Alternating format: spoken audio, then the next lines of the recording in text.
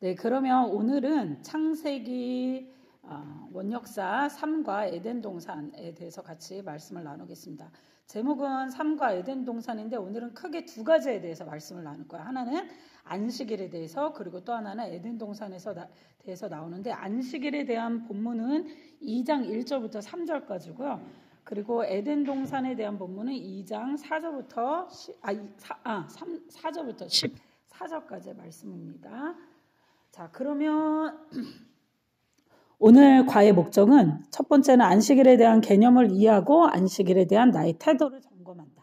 그리고 두 번째, 에덴 동산을 창설하신 목적과 에덴 동산의 완성을 이해한다. 입니다.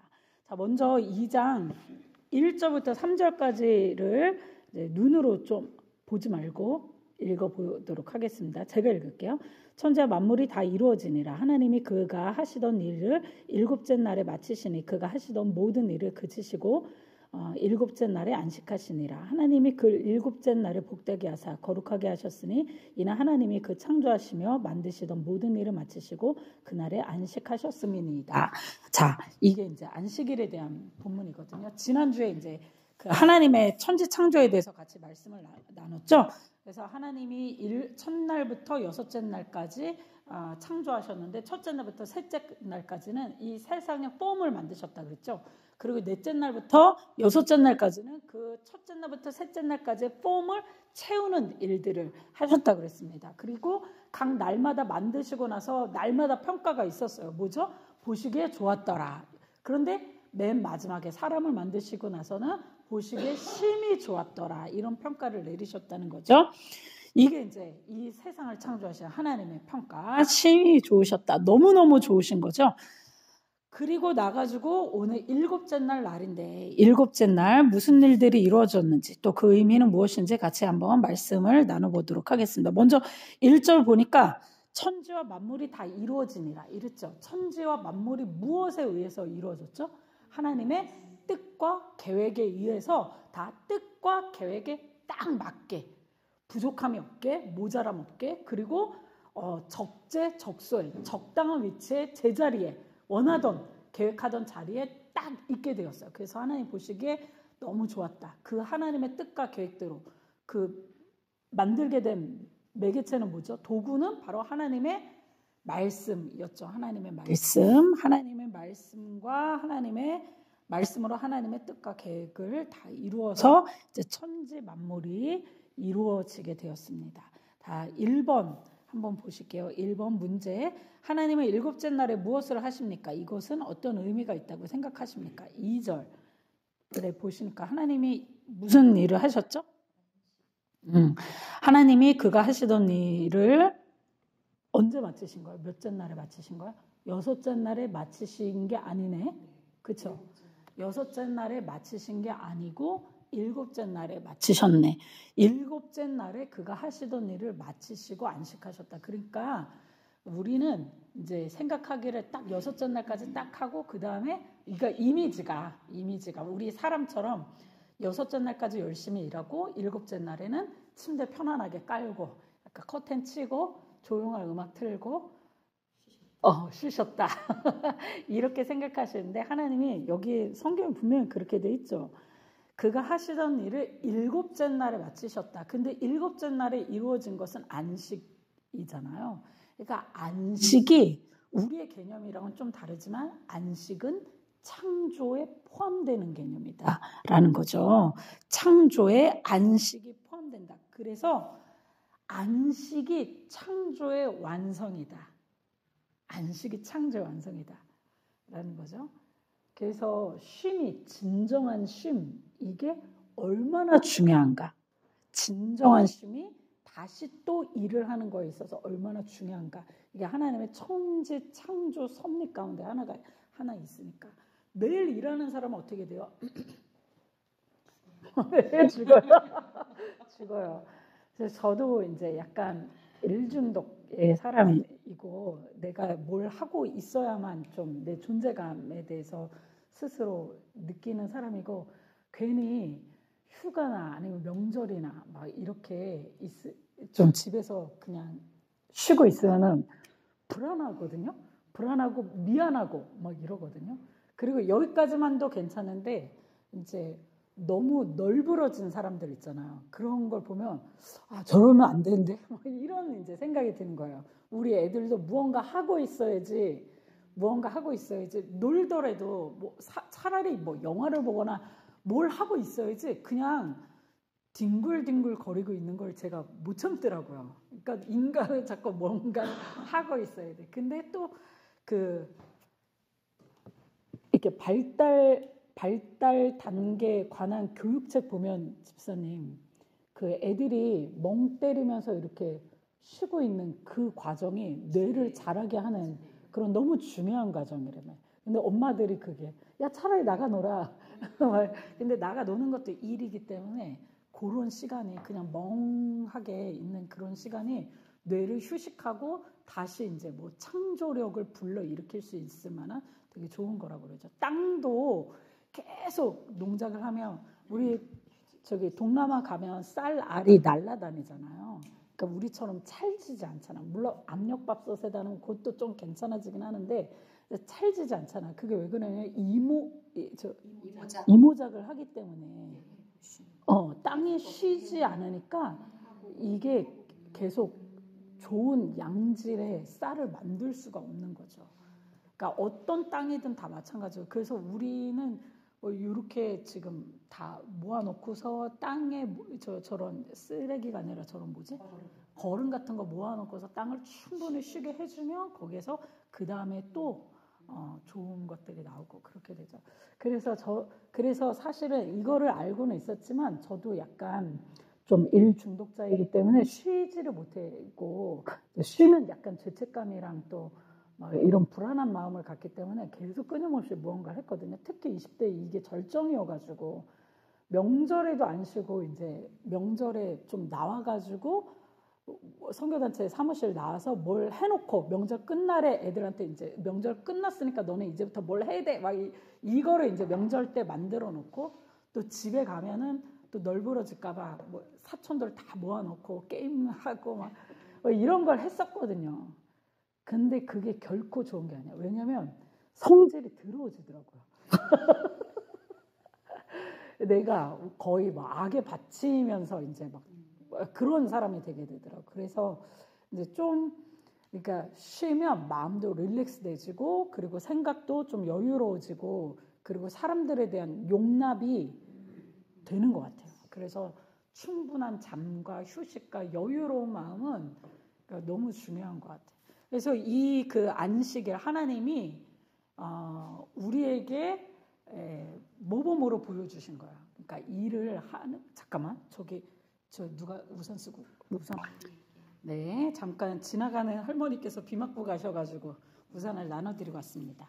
자 그리고 이제 그래서 안식이 창조의 일부이고 그리고 창조의 완성이다. 그래서 인간이 일을 하면 반드시 안식을 하는 게 맞다. 하나님이 그렇게 창조하셨다. 라는 거죠.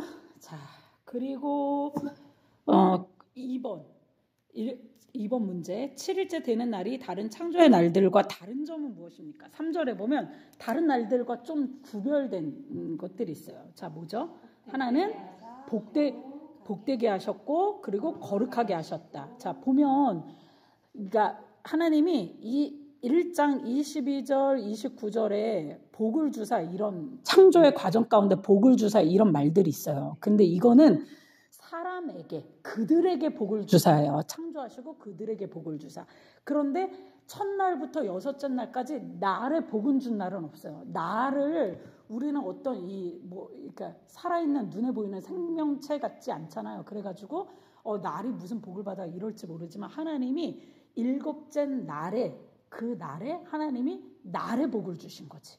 날에 복을 주셨고 그래서 그 날에 복을 주셨기 때문에 그 날에 참여하는 사람은 그 복에 참여하는 사람이 되지 않겠습니까? 그렇죠? 우리가 이제 이런 것들을 잘 기억할 때 안식일을 거룩히 지키는 게 열심히 성수하는 게 얼마나 중요한 일인가에 대해서 다시 한번 생각하게 되는 거죠. 자, 그리고 또 그 날에 복을 주시고 그리고 그 다음에 거룩하게 하셨다. 이렇게 말씀하시죠. 거룩하게 하셨다. 그 날은 거룩은 가장 중요한 뜻이 뭐냐면 구별되다 이런 뜻이에요. 그러니까 다른 것들과 구별돼. 좀 달라. 넌 달라. 이런 거죠. 그래서 첫째 날부터 여섯째 날까지 안 중요한 건 아니고 일곱째 날을 그 다른 날들과는 구별되게 안식일로 이제 하나님께서 만들어 주신 거죠. 그래서 어떤 분들은 이제 이런 분들이 있거든요. 아이 뭐 월요일이나 일요일이나 똑같은 거지 다 똑같이 하나님 앞에서 지내야지 뭘 특별하게 일요일만 교회 나가 이러시는 분들이 있거든요. 그런 분들은 월요일도 교회 안 다니고 화요일도 안 다니고 일요일도 안 다니겠다는 말이죠. 그러니까 그건 어떻게 보면 변명에 불과하고 사실은 우리가 일요일에 안식일에 힘을 받고 능력을 받고 이 복되게 함을 받고서 월요일부터 토요일까지 열심히 세상에서 일하고 또 그렇게 복을 받아서 월요일부터 토요일까지 열심히 일해서 하나님께 영광을 올려드리는 그 영광을 일요일께 올려드리고 또 하나님은 다시 하나님의 영광을 그 주일에 우리에게 보내주시고 이래서 그 영광의 이중의 영광이 주일에 나타나게 되는 거죠. 예배를 그 모든 일주일에 감사와 영광을 주님께 올려드리고 하나님은 또 그 영광을 받으시고 하나님의 영광을 우리에게 내려보내주시고 우리는 올려보내고 내려보내고 또 우리는 주시는 영광을 받고 다시 올려보내드리고 이런 이중적 영광이 이제 거룩한 주일 안식일에 이제 나타나게 되는 것입니다. 그래서 그 안식일에 참여하는 게 다시 한번 말씀드리지만 이제 너무 중요한 거죠. 그리고 하나님이 또 안식하시면서 우리에게 그 안식의 본을 보여주시기도 하셨죠. 그런데 우리 또 이제 궁금한 점이 들게 되는 것입니다. 안식일은 3번 문제. 안식일은 토요일인데 왜 우리는 일요일을 안식일로 지키고 있나요? 여태까지 어떻게?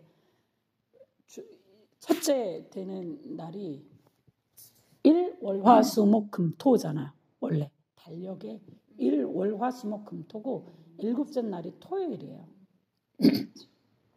이 구약의 율법대로라면 안식교가 맞는 거잖아요. 그렇죠? 근데 우리는 왜 일, 월, 화, 수, 목, 금, 토인데 왜 일요일을 주일로 지키고 있을까요? 그래서 이제 가장 큰 의미죠. 그래서 이게 이제 원래는 옛날 사람들은 휴일이 없었대요. 그러니까 개념이 없었대. 옛날 사람들 휴일의 개념이 없었대. 근데 휴일의 개념을 일주일에 한 번 쉬는 휴일의 개념을 로마의 콘스탄틴이 이제 휴일을 정했대. 근데 휴일을 정했는데 그 휴일을 어떻게 정했냐면 그때 콘스탄틴이 그 기독교를 공인했잖아요. 예.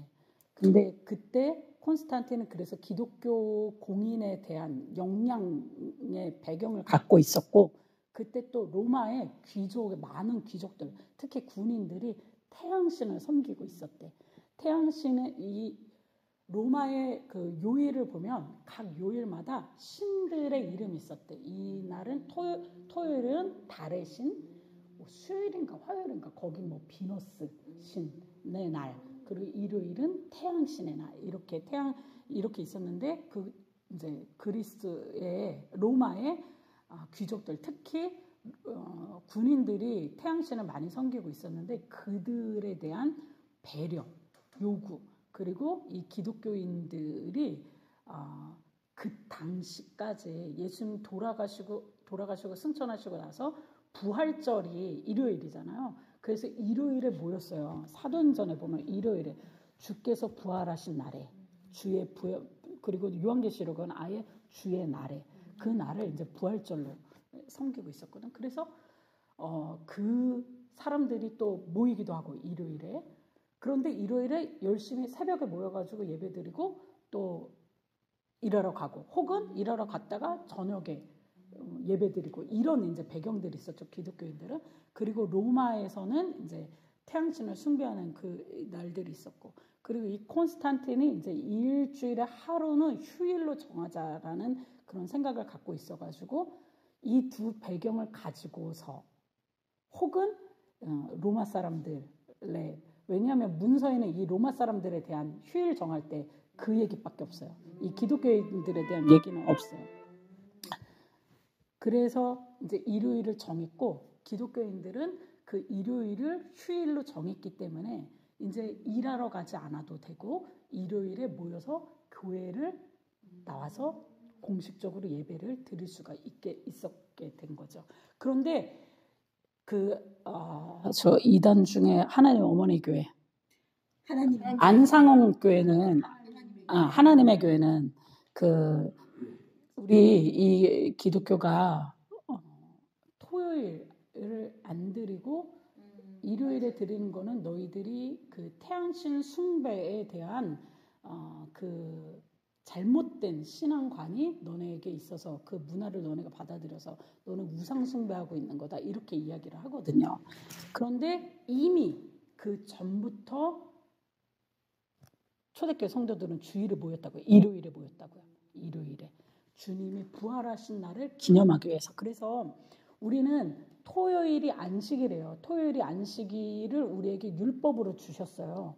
안식일을 율법으로 주셨지만 우리가 그 안식 율법을 완성하신 예수 그리스도께서 부활하신 것을 우리 신앙의 승리로 보고 신앙의 승리와 신앙의 완성으로 보고 그 부활절을 기념하면서 우리 기독교인들이 모이게 된 거죠. 그래서 구약의 안식일의 정신으로 일요일 부활절에 예수님이 부활하신 그 작은 부활절 일요일에 모이게 되는 것입니다. 그렇게 정리하시면은 되실 수 있으실 것 같아요. 그리고 이제 성경을 쭉 보면 이제 그 출애굽기 20장 8절부터 11절까지 한번 보시겠어요? 출애굽기 8장 20장 20장 8절부터 11절. 왜? 늙어서 그래요. 20장 8절부터 11절 보면은 10계명 중에 그 안식일에 대한 개념이 나옵니다. 안식일을 기억하여 거룩하게 지키라. 여섯 동안에 힘써 내 모든 일을 행할 것이나 일곱째 날은 내 하나님 여호와의 안식일인즉 너나 내 아들이나 내 딸이나 내 남종이나 내 여종이나 내 가축이나 내 문 안에 머무는 객이라도 아무도 일하지 말라. 이는 엿새 동안에 나 여호와가 하늘과 땅과 바다와 그 가운데 모든 것을 만들고 일곱째 날에 쉬었습니다. 그러므로 나 여호와가 안식일을 여기도 또 중복되는 말이 나오죠. 안식일을 복되게 하셨고 그날을 거룩하게 하셨다. 이 날은 구별된 날이니까 이 날은 하나님의 날. 이 날은 내가 내 마음대로 하는 날이 아니라 이 날은 하나님의 날이에요. 그래서 진정한 안식은 우리가 노는 게 아니라 진정한 안식은 우리가 생각하는 안식은 소파에 누워서 배부르게 먹고 소파에 누워가지고 텔레비전을 내 마음대로 내 원하는 대로 채널을 돌려가며 하루 푹 이제 쉬는 게 그게 안식이라고 생각하는데 진정한 안식은 우리가 주님을 기억하고 기념하는 것. 이게 진정한 안식이라는 것입니다. 그래서 안식일은 창조의 일 중에 하나고요. 사실은 안식일은 생명과 연관이 되어 있습니다. 하나님이 모든 생명들을 창조하시고 나서 쉬셨잖아요. 그래서 이 안식일은 다른 말로 표현하면 살리는 날 이렇게 생각해도 될 것 같아요. 사실 우리가 세상 가운데서 피 흘리고 찢기고 상하고 아프고 괴롭고 고통당하고 짓밟히고 하는 일들이 있었을 거 아니에요. 혹은 내가 그렇게 했고 내가 짓밟고 이제 그런 일들에 대한 회개와 혹은 그렇게 당한 자들이 다시 일어섬과 회복과 이것들 그래서 다시 생명을 온전케 하는 일들이 안식일에 있어야 되는 거죠. 그렇기 때문에 예수님이 안식일에 병든 자를 막 고치시잖아요. 안식일에 병든 자들을 고치시고 제자들이 배고픈 제자들이 미리상 먹는 거에 대해서 변호하시고 막 이러시잖아요. 왜냐하면 죽이는 날이 아니야. 죽이는 날이 아니라 안식일은 살리는 날이기 때문에 우리가 마땅히 살리고 일으키는 그런 일들을 돕는 일들, 세우는 일들. 그러니까 안식일에 싸우면 안 돼요. 그렇죠? 죽이는 일이잖아. 그래서 안식일의 주인은 누구세요? 네, 안식일의 주인은 예수님. 우리가 웬만하면 아침에 애들이 싫은 짓을 해도 뭐라고 안 그러잖아요. 왜냐하면 아침에 그러면은 이제 하루 망칠까봐 그 기분으로 계속 있을까봐. 그런데 이제 뭐 정신과학적으로도 밤에 자기 직전에 애들이 이제 안 좋은 소리를 듣거나 애들뿐만 아니라 사람이 좀 안 좋은 일을 당하거나 안 좋은 소리를 듣거나 혼나거나 이런 상태에서 자면 충분한 휴식을 못 취한대요. 네, 그래서 좀 풀어주고 사과하고 화해하고 평화롭게 자야지만 잘 수 있는 거. 우리 사실 고민이 있는 상태에서 숙면 취하기 어렵잖아요. 막 가위 눌리고 꿈꾸고 막 괴롭잖아요. 그런 거랑 마찬가지죠. 일요일도 어떻게 이 요일로 보면 일주일의 시작이잖아. 시작인데 이때 좋아야 돼요. 좋아야 돼.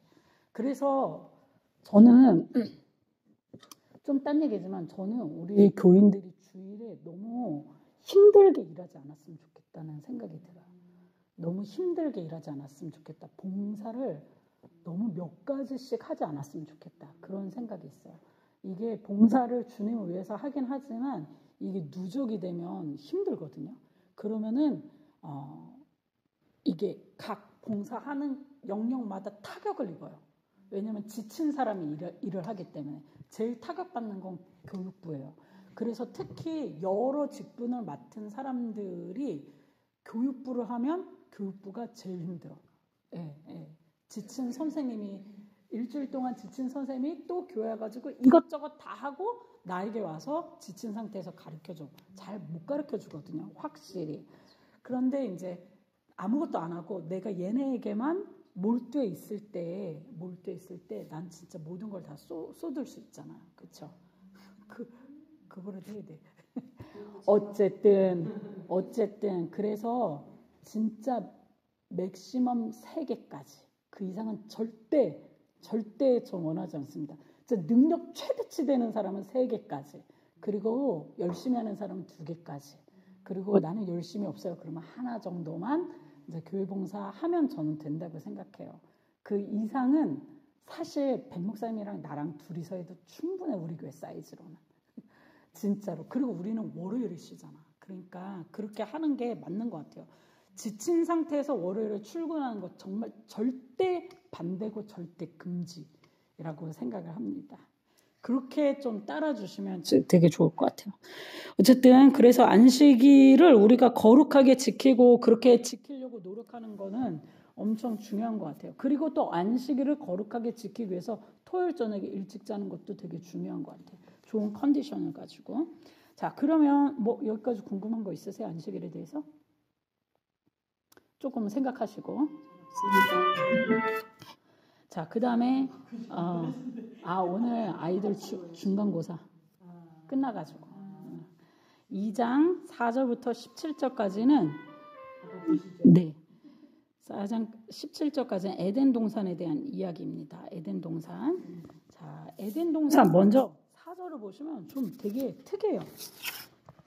뭐가 특이할까요? 한번 보시면 에덴 동산 지금까지 있었던 말씀과 좀 다른 말씀이 있어요. 4절에 보면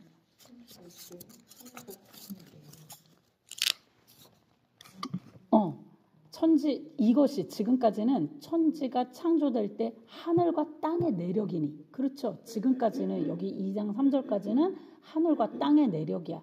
그런데 갑자기 3절 여기부터 여호와 하나님이 땅과 하늘을 만드시던 날에 지금까지는 계속 하늘과 땅이라고 그랬거든요. 근데 여기에서는 땅과 하늘을 만드시는 일에 성경에서는 순서 되게 중요한 거 아시죠? 그래서 우선시하는 게 먼저 앞에서 이렇게 나오거든요. 땅과 하늘을 만드셨대요. 네, 그래서 땅과 하늘을 만드시던 날에 이렇게 소개하면서 이제 인간의 삶에 좀 집중해서 인간의 인생에 대해서 집중해서 하나님께서 말씀하시고자 하는 그 하나님의 의도를 이 말씀을 통해서 알 수가 있는 거죠. 자, 그러면 문제를 풀어보도록 하겠습니다. 4번 2장 5절 6절을 읽으시면서 어떤 분위기의 느낌을 받습니까? 저자가 5절을 기록한 이유는 무엇이라고 생각하십니까? 5절, 6절 제가 한번 읽어볼게요. 여호와 하나님이 땅에 비를 내리지 아니하셨고 땅을 갈 사람도 없었으므로 들에는 초목이 아직 없었고 밭에는 채소가 나지 아니하였으며 땅에 안개만 땅에서 올라와 온 지면을 적셨더라. 이걸 보니까 어떤 느낌이 드세요? 뭔가 횡하고 뭔가 이루어지지 않은 듯한, 그렇죠? 누군가를 기다리는 듯한, 뭐 이제 채소가 아직 나지 않았어. 누가 좀 채소가 나게 해줬으면 좋겠어. 아직 비가 땅을 갈 사람이 없어. 땅을 갈 사람이 없어. 누가 땅을 갈 사람을 기다리는 것 같은 그런 느낌이 들죠. 그래서 5절과 6절은 이제 하나님이 완성하셨지만, 이 땅과 식물들을 완성하셨지만 이것들을 경작할 그 누구를 기다리는 듯한 그런 느낌을 받습니다. 그래서 이제 하나님이 사람을 창조하시는 그 과정을 보여주게 됩니다. 그래서 분명히 1장에 하나님이 사람을 창조하셨잖아요. 창조 기사가 나왔잖아요. 근데 거기서 끝나지 않고 여기서 또 하나님이 창조 기사가 또 반복돼서 나오잖아요. 이런 걸 왜 그럴까요? 네, 예, 예. 그러니까 이제 약간 이제 1장에서는 전체 창조 기사를 이야기했다면 거기서 가장 중요한 부분을 좀 이렇게 확대해서 전체를 이제 다 본 다음에 거기에서 좀 더 보고 싶은 것들을 내용들을 이렇게 들여다보는 그런 역할들을 하게 해주는 거죠. 그래서 다른 날들은 하나님이 보시기에 좋으셨는데 사람을 지으셨을 때는 심히 좋으셨고 그 심히 좋으셨던 그 인생사들을 이제 좀 확대해서 들여다보는 그런 일들을 하게 되는 것입니다. 자, 그래서 하나님이 지난주에 말씀하였던 것처럼 흑으로 사람을 만드시고, 물론 흑으로 만드신 건 사람뿐만 아니라 동물도 만드셨지만 그 코에 생기를 불어넣어서 사람이 생명이 된지라. 모든 인간이에게 하나님께서 드디어 이제 살 수 있는 그런 사람이 되게 하셨다는 것입니다. 하나님과 교제할 수 있는 그런 인간으로, 영적인 인간으로 만들어 주신 거죠. 자, 그리고 이 사람들을 어디에 살게 하셨는데 8절부터 14절까지의 내용이 이제 그 내용이에요. 자, 5번 문제 5번 보시죠. 하나님은 창조하신 사람을 어디에 두십니까? 에덴에 두신 사람에게 명하신 내용은 무엇입니까? 사람은 어디에 두시죠? 에덴 동산에 두시죠? 에덴 동산에 두시고 에덴 동산에 두신 그 사람에게 주신 명령은 무엇이죠? 15절, 17절 보니까 그것을 에덴 동산을 두어서 경작하게 하고 지키게 하고 하는 일들을 이제 주셨죠. 그러니까 일하는 거를 태초부터 하나님이 일하게 하셨어요. 사람을 일하게. 만약에 일하지 않고 인간을 그냥 두셨다 그랬으면 어땠을까요? 어땠을까요? 진짜 심심해서 죽었을지도 몰라. 이게 좋은 것도 진짜 한두 번이지. 맛있는 음식도 한두 번이고 좋은 것도 한두 번이고 구경도 한두 번이지. 하나님이 인간을 일하게 하셨고 5절에 보면 땅을 갈 사람, 밭에 채소를 기를 사람들 그것들을 이제 사람으로 만들게 하신 것이죠. 그리고 여기를 지키게 하셨다. 근데 여기 보면은 8절에 보면은 동방의 에덴의 동산을 창설하시고 그 지으신 사람을 거기에 두시니라 할 때 창설이 무슨 뜻이냐면 텐트를 치다 이런 뜻이거든요. 텐트. 성막을 뭐라 그러시는 줄 아세요? 텐트거든요. 홀리 텐트. 거룩한 텐트거든요. 그게 텐트야. 그리고 두시니라 사람을 거기에 두신다고 하셨을 때 두신다가 무슨 뜻이냐면 그 사람을 거기에 좀 위임하다. 뭘 하게 하기 위해서 거기에다가 이렇게 세워두다 뭐 이런 뜻을 가지고 있습니다. 그래서 이 본문 원문을 보고서 많은 사람들은 많은 신학자들은 이렇게 생각을 하세요. 이 에덴 동산은 하나님이 거하시는 성소이고 아담은 그 성소의 제사장으로 하나님을 섬기는 역할을 한다고 그렇게 이제 생각을 하십니다.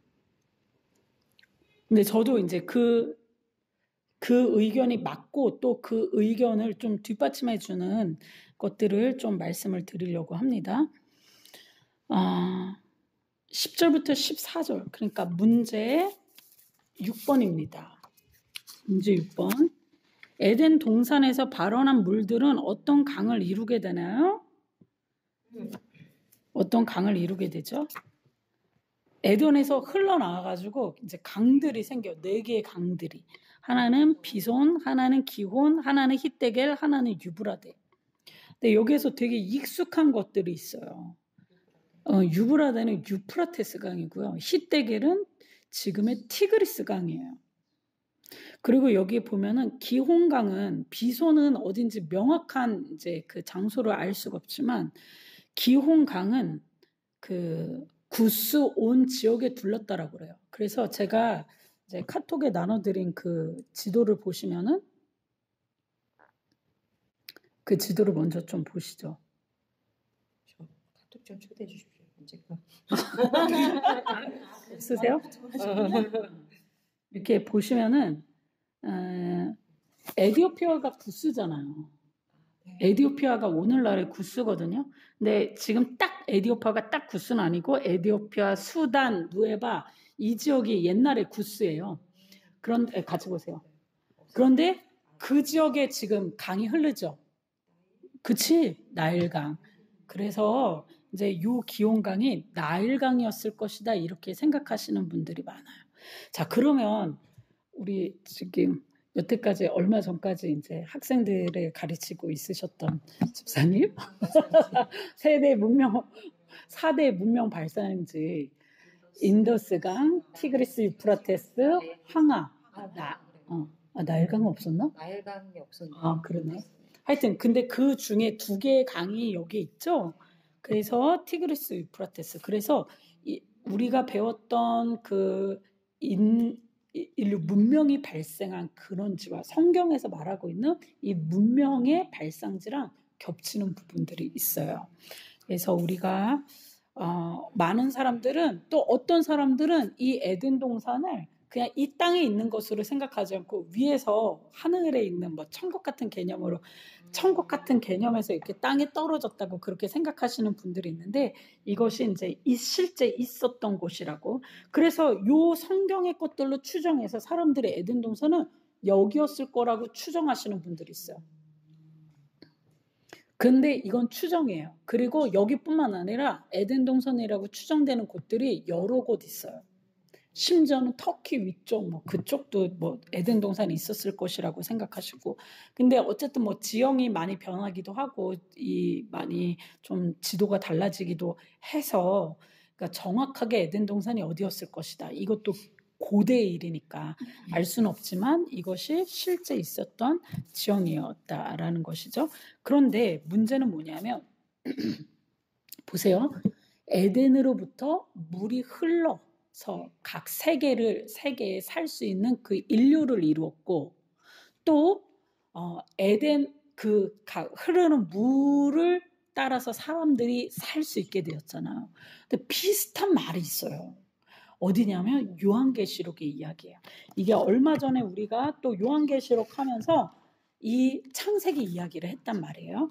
그래서 구약은 신약을 뒷받침해주고 구약은 신약을 예언해주고 신약은 구약을 뒷받침해줘요. 그래서 서로 짝이 되어주죠. 어디냐면 계시록 22장 1절에 보세요. 계시록 22장 1절 보니까 이렇게 이야기해요. 그가 수정같이 맑은 생명수의 강을 내게 보이니 하나님과 및 어린 양의 보좌로부터 나와서 길가로 흐르더라. 강저에 생명나무가 있어 12 생명나무 여기도 있었죠. 에덴 동산에도. 열매를 맺되 달마다 열매를 맺고 그 나무 잎사귀들은 만국을 치료하기 위하여 있더라. 이렇게 1절 2절. 하나님과 어린 양의 보좌로부터 뭐가 나와요? 생명수가 흘러나와. 생명수가 흘러나와서 강을 이뤄. 이거는 22장은 나중에 우리가 가게 될 그 새하늘과 새 땅을 소개하는 그런 본문이에요. 그리고 그 물이 닿는 곳마다 생명력을 갖게 되는 거죠. 그러니까 이 구약에 있었던 에덴 그 복락원 이 복락원은 이제 나중에 요한계시록에서고 이 에덴 동산을 하나님께서 만드셨던 그 낙원이 나중에 인간의 죄로 말미암아 실낙원이 되게 되는 거잖아요. 떨어지는 낙원이 되잖아요. 우리가 실패한 낙원, 떨어진 낙원. 그 신락원으로 오래 있다가 하나님의 구원의 역사가 예수 그리스도로 말미암아 이루어지게 되고 예수 그리스도로 말미암아 그 신락원이 다시 낙원으로 완성이 되는 게 복락원이잖아. 그 복락원이 모습이 22장이에요. 그래서 구약에 있었던 그 2장의 낙원의 모습이 완전하게 다시 완성되는 모습을 22장에서 보입니다.